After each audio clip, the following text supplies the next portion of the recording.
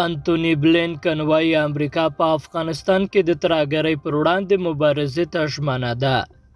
د امریکا متحده ایالاتو په سویلي اسیا کې د القاعدې ډلې او د پاکستاني طالبانو څلور مشران د ترهګرو په توګه نومولي.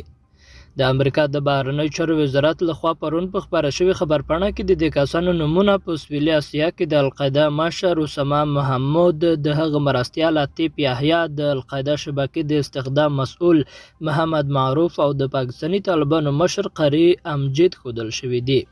خبرپاڼه کې زیاته شوې د امریکا د دې پریکړې پر بنسټ د دې کسانو ټول ملکیت او درایي کنګل کیږي او د متحده ایالاتو ټول وګړي له دوی سره د هر ډول ښکیلتیا څخه منع ګرځول شوي.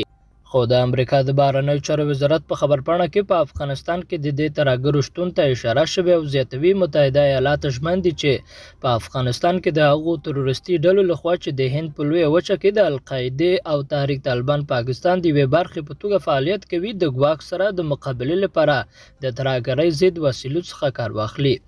د امریکا د بهرنیو چارو وزیر انتوني بلینکن هم په خپله ټویټر پاڼه د خبره یقیني کړې چې ګنې د القاعده او پاکستاني طالبانو د څلور مشران په افغانستان کې دي.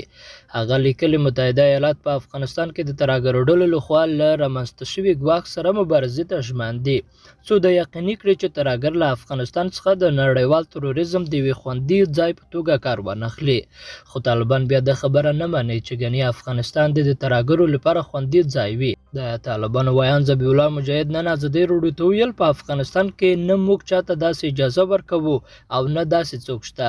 موږ هیڅ چاته اجازه نه ورکوو چې د افغانستان خاوره د چا په ضد وکاروي او یا هم د افغانستان له خاورې ناسمه استفاده وشي. دا زموږ ستراتیژي او د افغانستان او د سیمې اړتیا ده. طالبان داسې مهال په افغانستان کې د ترهګرو د نشتون ادعا کوي چې د امریکا متحده ایالاتو د جولای په وروستیو کې د القاعدې شبکې د مشر ایمان الظواهري د وژلو خبر ورکړ. ترڅنګ یې پرون د پاکستان د کورنیو چارو وزیر ناصر الله په یوه خبري غونډه کې ادعا وکړه چې د پاکستاني طالبانو تحریک د افغانستان خاوره د دوی پر ضد کاروي. قدرمنو لیدونکو له ملتیا ومننه.